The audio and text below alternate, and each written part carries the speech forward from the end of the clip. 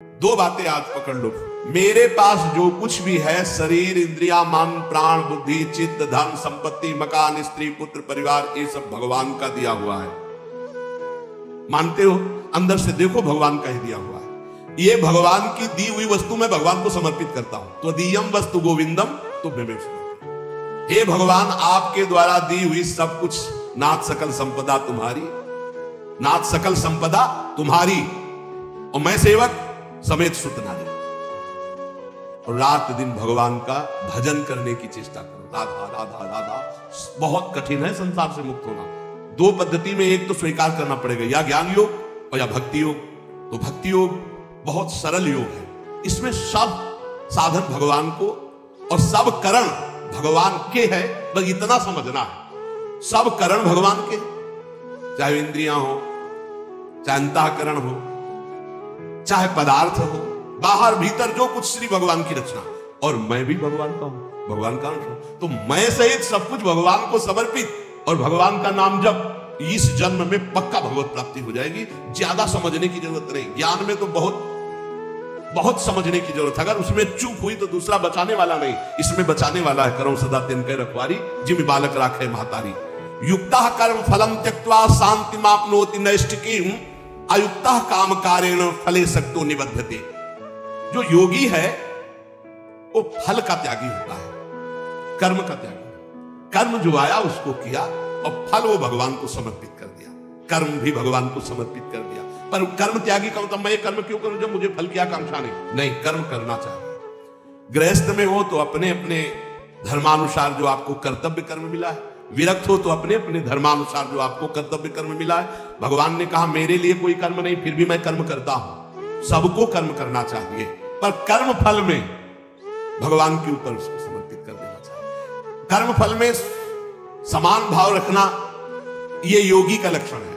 और कर्म फल में वो कर्म अभिमानी पुरुष का लक्षण है कि ये फल मिला, नहीं मिला तो अश्रद्धा हो गई, अशांति हो गई।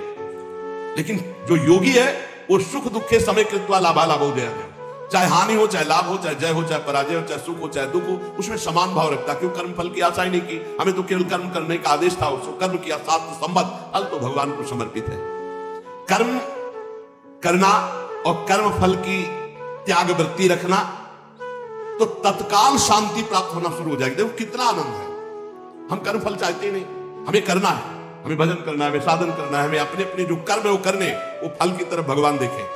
जो जो प्यारो करे सोई मोहि भावे, अभी शांति। युक्ता कर्म फलम त्यक्त्वा शांति माप्नोति नैष्ठिकीम। जितना जलन, जितनी अशांति फल को लेकर के है, कर्म को लेकर सावधानी नहीं है, फल को लेकर है। फल में बोले अब हमें भगवान से श्रद्धा हो गई तो तुम्हारा ही पतन होगा, भगवान का थोड़ी वहां कुछ होना, तुम्हारा ही पतन होना है।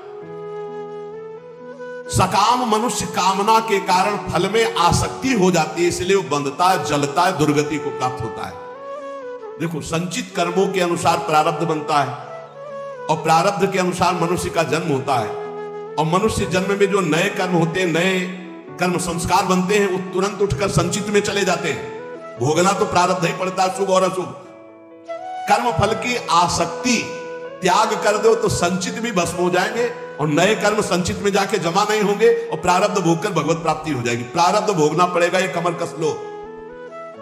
ये जो तुम्हें कह रहे हैं कि हम नष्ट कर सकते हैं छूछा से, भगवान बोल रहे, जगत गुरु बोल रहे, हम नहीं बोल रहे। प्रारब्ध भोगना पड़ेगा। अवश्य में भोक्तव्यम कृतम कर्म शुभाशुभम। भूल भुलैया में मत फंसो। तुक्का जम जाता है कभी कभी। तुम्हारा प्रारब्ध अच्छा आ गया और तुम हमारे पास आए, तुम्हारा काम बन गया, बोले बाबा से काम बन गया। बाबा से काम नहीं बना, तुम्हारा प्रारब्ध काम बना दिया, तुम्हारा पुण्य काम कर गया। जो कर्म फल की आसक्ति का त्याग कर देता उसके कर्म भस्म हो जाते हैं, भुने हुए चने के समान। फिर बीज नहीं देते, फिर वो बंधन कारक नहीं होते। जैसे भुना हुआ चना है, अब ना उसमें अंकुरण होगा, ना पेड़ होगा, ना उसमें बीज होगा, जड़ से खत्म हो गया, अब उसमें कोई सत्ता नहीं। तो जो कर्म फल की आशा ना रख करके केवल भगवत प्रीत्यर्थ किया जाता है, वो उसे बांध नहीं सकता, उसे जन्म मरण में नहीं पहुंचा सकता। नहीं तो चाहे शुभ कर्म हो, अच्छा कर्म हो या बुरा कर्म, उसे जन्म मरण में फंसा देगा। कर्म फल चार प्रकार के होते हैं। एक होता दृष्ट कर्म फल, और एक होता अदृष्ट कर्म फल, और एक होता प्राप्त कर्म फल, और एक होता अप्राप्त कर्म फल। दृष्ट कर्म फल कहते हैं वर्तमान में किए जाने वाले नए कर्मों का फल जो तत्काल प्रत्यक्ष मिलता दिखाई देता है, जैसे कीर्तन किया आनंद मिल रहा है, सत्संग किया आनंद मिल रहा है, कोई भूखा है अपना भोजन पवा दिया तत्काल आनंद मिल रहा है, कोई अपने लिए पदार्थ लेने जा रहा है, देखा बीमार है उसके पास दवाई की व्यवस्था नहीं, चलो आज हम भूखे रह जाएंगे, पैसा बीमारी में दे दिया उसमें लगा, तो जो हृदय शीतल हुआ वो दृष्ट कर्म फल, इतना महान कर्म कि तत्काल आनंद प्रदान करता है। और अदृष्ट कर्म फल वर्तमान में किए जाने वाले नए कर्मों का फल, जो अभी तो संचित रूप से संग्रहित होता है, आगे जन्म में मिलेगा जाकर के। जो तीर्थयाटन है, दान है, पुण्य है, बहुत प्रकार के ऐसे कर्म है जो अभी आपको नहीं अनुभव में आ गए, वो आगे आपको प्राप्त होंगे।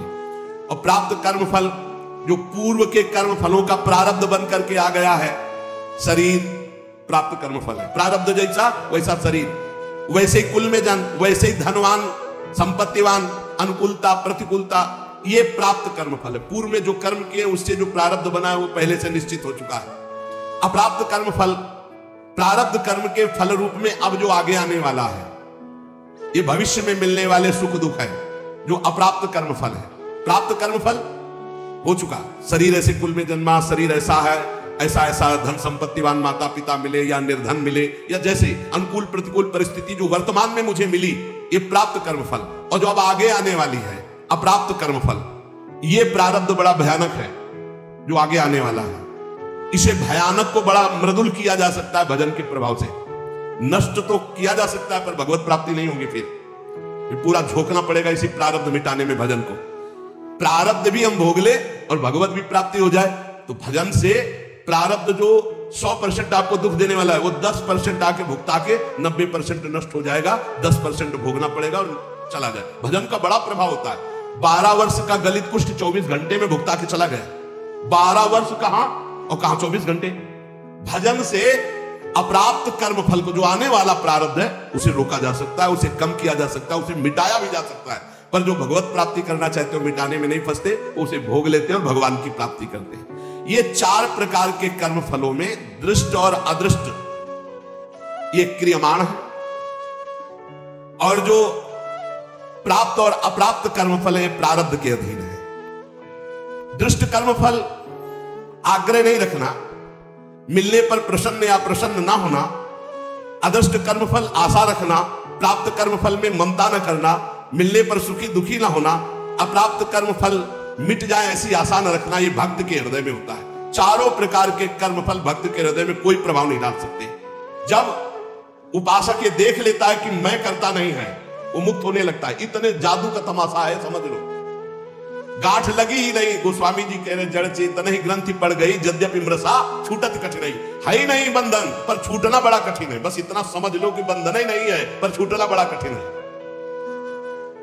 कर्तापन तुमने स्वीकार किया तो तुम्हारी दुर्गति पक्की है। चाहे शुभ कर्म करो चाहे अशुभ कर्म, शुभ से स्वर्ग आदि लोक, अशुभ से नरक आदि, और दोनों से मृत्यु लोक। ये आवागमन बंद नहीं होने वाला।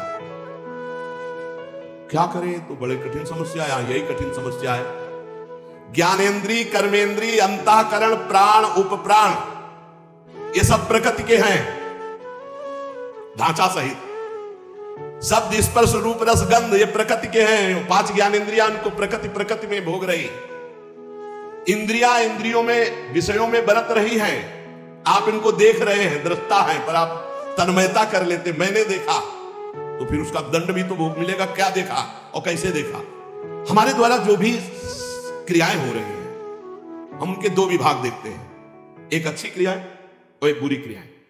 बिल्कुल सरल भाषा में आपको बता रहे हैं। जो अच्छी क्रियाएं हैं वो शास्त्र सम्मत है, जो बुरी क्रियाएं हैं वो शास्त्र विरुद्ध है। बुरी क्रियाओं को अशुभ कर्म कहते हैं, अच्छी क्रियाओं को शुभ कर्म कहते हैं। शुभ और अशुभ कर्म ये गुणों से प्रेरित होते हैं। सतोगुण तो शास्त्र सम्मत, रज और तम मिश्रित या तमोगुण या घोर रजोगुण, ये शास्त्र विरुद्ध आचरण कराएंगे। अब अपने को भगवान की शरण में हो जाना, गुणों की शरण में नहीं। भक्ति का मार्ग, पूरा शरीर, इंद्री, प्राण, उपप्राण सब, हे नाथ मैं आपकी शरण में। ये तो समझ में आ रहा है ना। ज्ञान वाला समझ में ना रहा हो तो ये तो समझ में आ रहा है कि पूरा ढांचे सहित, जो इसमें स्थूल हो, सूक्ष्म हो, कारण हो, प्राण हो, उपप्राण हो, इंद्रियां हो, कर्म, जो भी महाराज, पूरा सिस्टम आपकी शरण में। समझ में आ गया? ठीक। अब हमको देखना है कि हमारे द्वारा जो अच्छा काम हो रहा है वो भगवान की प्रेरणा से हो रहा है। जीवन मुक्त होना है तो बात इस बिल्कुल सरलता से समझा रहे हैं। और जो बुरा काम हो रहा है वो हमारी वासना से हो रहा है, उसका हम प्रायश्चित करेंगे, भगवान से क्षमा मांगेंगे। बुरा काम हो रहा है तो हमारी वासना से हो रहा है। इसमें क्या होगा कि अगर ये भेद नहीं तुम रखोगे और कह दोगे जब पूरा समर्पण कर दिया तो फिर आपसे बुरे कर्म उत्साह पूर्वक होने लगेंगे, क्योंकि अंदर का सिस्टम अभी समर्पित नहीं हुआ, बाहर से तो हमने कह दिया। अब अंदर का सिस्टम जब तक समर्पित नहीं होगा तब तक वो फिसल कर बुरे आचरणों में जाएगा। तो हमको क्या करना है? गुण तुम्हार समुझे निज दोषा और जय सब भांति तुम्हार भरोसा। भरोसा दृढ़ आपका। जब हमसे अच्छे कार्य होंगे तो भगवत प्रेरित हुए, और जब बुरे कार्य हो गए तो हम त्राहिमाम शरणागत रक्षक प्रभु हमसे गलती हो गई, हमको ऐसी सद्बुद्धि दो कि आगे हमसे ना हो, और सारे कर्म भगवान को समर्पित कर दो। तो जो एक दिव्य ज्ञानी की स्थिति होती है अहंकार रहित महापुरुष की, वही भक्त की स्थिति होती है। वो भी देह शुद्ध विस्मृत भगवदानंद में डूबता है और वो देह शुद्ध विस्मृत ब्रह्मानंद में डूबता है। पर दोनों को किंचित मात्र करता भाव जब तक रहेगा तब तक वो आवागमन से मुक्त नहीं हो सकता। एक मनुष्य रेलगाड़ी में बैठा है, ट्रेन चल रही और डिब्बे में दौड़ रहा है। अब वो अपने को कर्ता मान रहा है कि मैं दौड़ करके अगले स्टेशन में पहुंच जाऊंगा, तो मूर्खता ही है ना, क्योंकि ट्रेन चल रही है। ऐसे ही गुणों का चक्र चल रहा है, सतोगुण रजोगुण तमोगुण, गुण प्रवाह जीव से जबरदस्ती कार्य करवा रहा है। तमोगुण आया तो निद्रा आलस्य प्रमादोत्थम, जो नहीं करना चाहिए वो सब कर्म करने में जुट जाएगा। प्रमादोत्थम, प्रमाद का मतलब होता है करने योग्य कर्म को ना करना, और ना करने योग्य कर्म को करना, इसे प्रमाद स्थिति कहते हैं। अब वो समझ रहा मैं कर रहा हूं। रजोगुण आया काम आदि दोष भारी, वो समझ रहा मेरे में आ गए, मैं कर रहा हूं। सतोगुण आया तो समझ रहा मैं कर रहा हूं दया आदि। इन गुणों के प्रवाह से बचने के लिए हरिवंश महाप्रभु कह रहे हैं, यही डर ही डर हरिवंश हित जिनो भ्रमय गुण सलील पर जी नामन मंगल लोक त्यू सुहरि पद भजन विलंब। निरंतर नाम जप करो, अपने आप को भगवान को समर्पित कर दो, सब कर्म भगवान को समर्पित करो। अच्छे कर्म जब हो तो भगवान को देखो कि भगवत इच्छा से हुआ, और जब गलती हो जाए तो अपनी मान करके प्रभु से प्रार्थना, बहुत जल्दी आवागमन से मुक्त हो जाओगे। ये जो आवागमन का कनेक्शन ना होते हुए भी कनेक्शन है अहंकार का, देहाभिमान का, ये नष्ट हो जाएगा। इस बात को अच्छे से समझ लो। ज्ञान में पहुंचना बहुत कठिन जो स्थिति बताई गई, भक्ति में बहुत सरल है, क्योंकि भगवान को समर्पित करना है, इसमें अपने अहम सहित समर्पित कर देना है। सांख्य योगी शरीर इंद्रिय अंतःकरण आदि के साथ अपना कभी संबंध नहीं मानता, और भक्त अपने शरीर इंद्रिय अंतःकरण आदि को भगवान को समर्पित कर देता है। ये बढ़िया, बहुत मीठा सरल मार्ग भक्ति का, और बात वही बननी है। साधक कभी किंचन मात्र, चाहे भक्ति मार्ग का हो चाहे ज्ञान मार्ग का हो, अपने को कर्ता ना माने, नहीं तो भोगना पड़ेगा। मैंने ये किया, तो ऐसा थोड़ी कि आपने किया कि मैंने नहीं किया। अंदर से सिस्टम, चित्रगुप्त जी क्या देख रहे हैं? अंदर जहां तुम्हारी सोच है ये भोगा जाए तो बहुत आनंद मिलेगा, तो लिख गया कर्ता ने भोगने की इच्छा की, और ये अब क्रिया बाद में होगी, पहले लिख गया, पूरा चित्रण हो गया। क्रिया तो बाद में होगी, पहले अंदर सोच होती है, उसी सोच को लिखते हैं चित्रगुप्त जी। उसी सोच में भगवान का भजन चल रहा है तो भक्त उसी समय जलन पैदा, अरे कैसी बात आ गई, वहां लिख गया। ये रुचि पूर्वक नहीं, उसकी रुचि नहीं थी, अरुचि पूर्वक ही थी, तो उसमें समाधान मिल जाएगा। अंदर की बात लिखी जाती है। साधक कभी किंचन मात्र भी अपने में कर्तापन की मान्यता न करे, जितना अंश रखेगा कर्ता भाव का उतना बना रहेगा। अपने में कर्ता भाव ना रहे, चाहे वो ज्ञान मार्ग का साधक हो चाहे भक्ति मार्ग। भक्ति मार्ग का साधक कैसे बोलता है? श्री जी की इच्छा से आज परिक्रमा हो गई, श्री जी की इच्छा से आज ऐसा, आज श्री जी की इच्छा थी कि दर्शन करने जाए तो बिहारी जी के दर्शन कर आए। श्री जी की इच्छा, अपनी इच्छा को, अपने कर्ता भाव को प्रभु के चरणों में मिला देता है। भगवान की इच्छा, प्रभु की इच्छा, एक मार्ग तो पकड़ लो, हर कर्म समर्पित, कहीं भी कर्ता भाव नहीं, कहीं भी अभिमान की बात नहीं, मैंने देखा मैंने किया नहीं, प्रभु की इच्छा से देखा, प्रभु की इच्छा से हो गया। अपने कहीं करता नहीं, अपना तो प्रभु के चरणों में समर्पण। अब देखो, ब्रह्मण्याधाय कर्माणि संगम त्यक्त्वा करोति यः लिप्यते न सा पापेन पद्म पत्र मिवाम्भसा।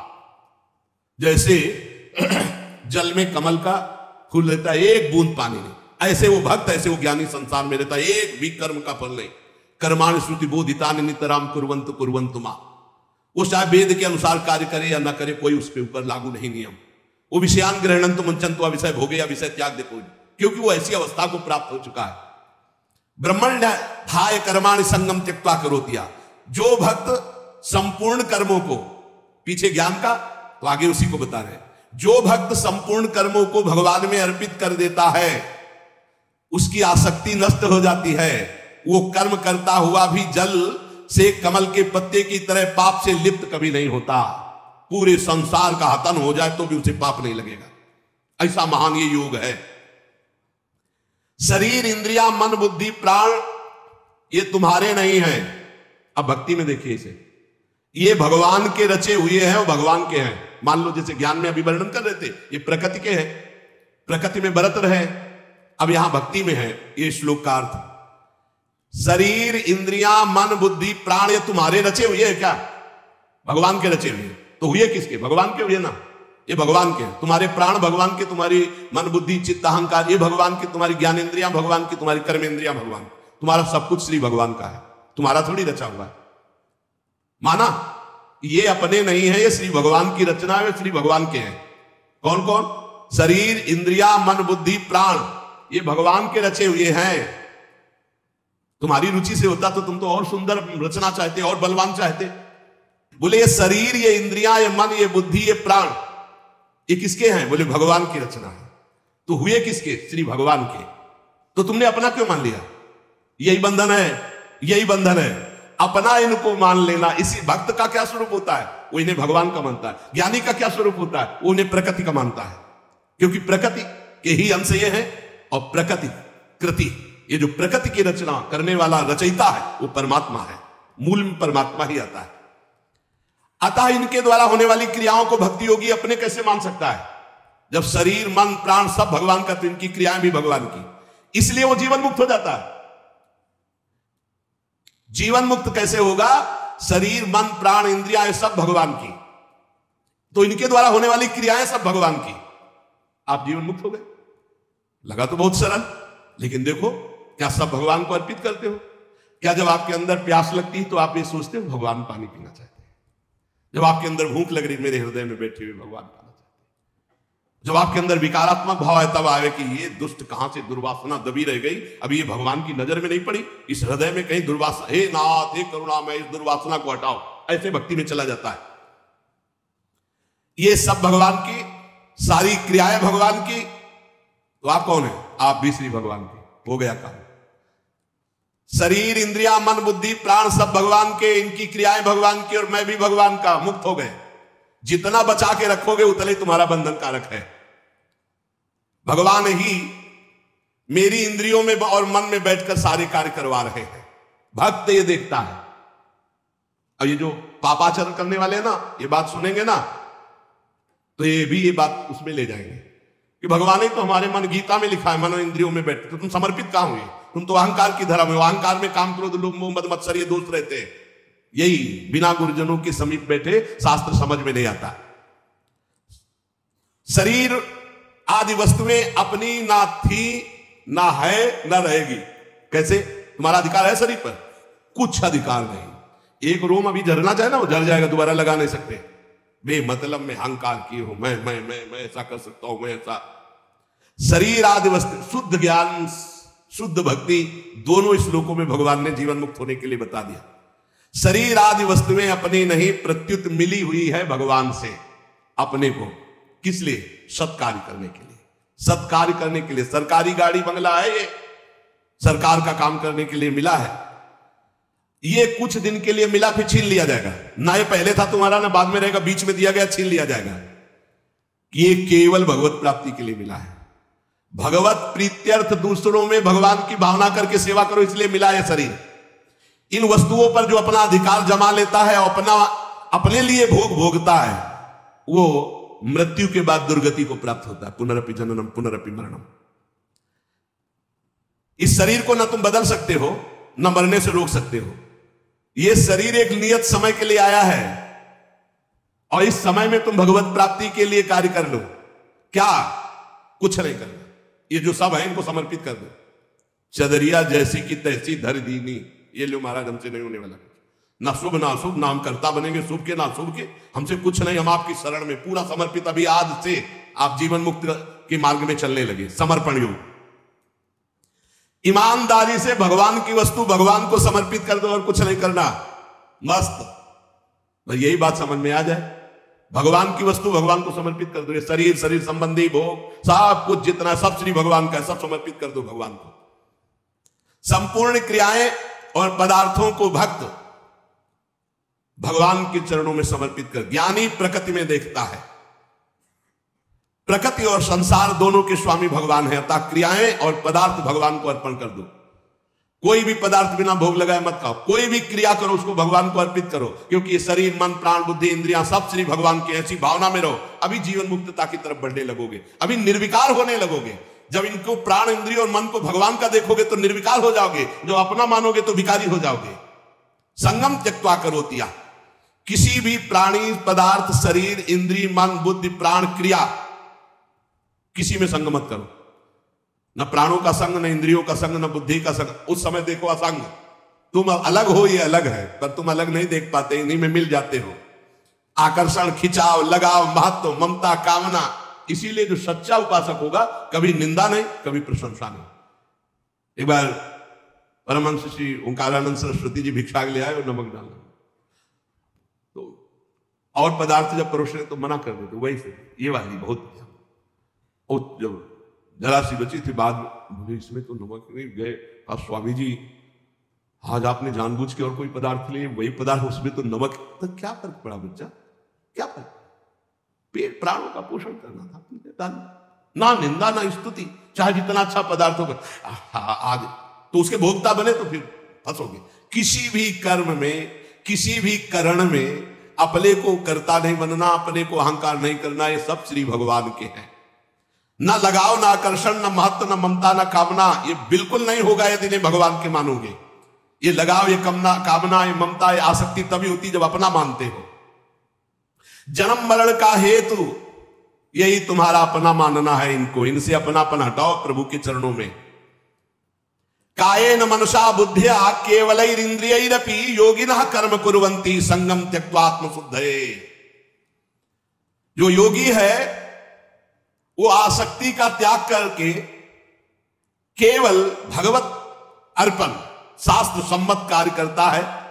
इंद्रिया, शरीर, मन, बुद्धि, अंतःकरण ये परम शुद्ध हो जाते हैं जब केवल भगवत प्रीत्यर्थ।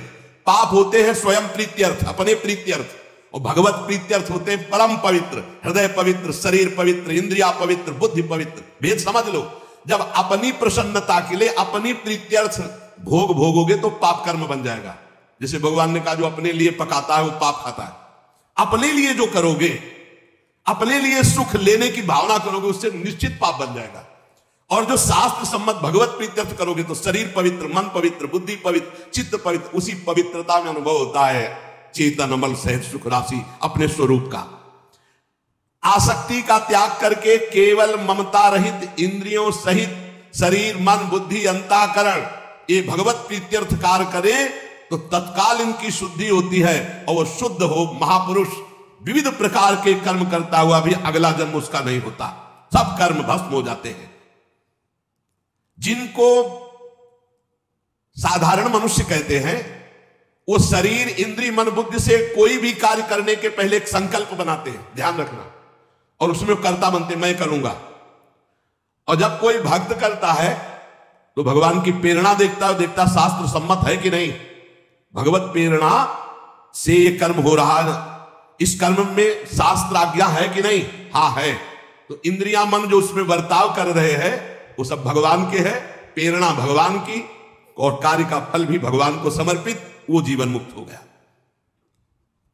आसक्ति का त्याग करना बड़ा कठिन है। शरीर आसक्ति, इंद्रियों में आसक्ति, मन में आसक्ति, बुद्धि में आसक्ति, चित्त में आसक्ति, इस आसक्ति का ही त्याग होता है सत्संग से।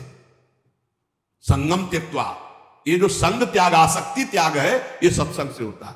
रोज धैर्य पूर्वक जैसे सत्संग सुन रहे हो तो इतना तो दिमाग में आ ही रहा है अब कि मैं शरीर नहीं हूं, मेरी इंद्रियां, बुद्धि, मन, प्राण सब भगवान की रचना है, और भगवान की रचना से जो भी हो रहा है वो भगवान की रचना प्रकृति में हो रहा है। मैं व्यर्थ में फंस रहा हूं अहंकार करके, भोक्ता भाव करके। नहीं अनुभव में आ रहा पर सुनने में तो आ गया, पहली बार ही सुना हो तो ये शास्त्रीय शब्द अंदर जाएंगे, व्यर्थ नहीं रहे। इसलिए उपासक को चाहिए कि भगवान की प्रसन्नता के लिए शास्त्र सम्मत कर्म करे, कर्म फल भगवान को समर्पित कर दे, निरंतर नाम जप करे तो इस कर्म की झंझटों से बचकर भगवत प्राप्ति हो जाएगी। नाम जप और भगवत समर्पण ये दो शास्त्रों में बहुत जोर की बात है। जो कुछ मेरे पास है मैं सहित भगवान को समर्पित, नाम जप, सब ठीक हो जाएगा, बुद्धि ठीक हो जाएगी, मन ठीक हो जाएगा, कर्म संस्कार मिट जाएंगे, भगवत प्राप्ति हो जाएगी। नाम संकीर्तनम यस्य सर्व पाप प्रणाशनम। खूब नाम जप करो और अपने आप को भगवान को समर्पित कर दो। शेषु भगवान देख लेंगे, संभाल लेंगे।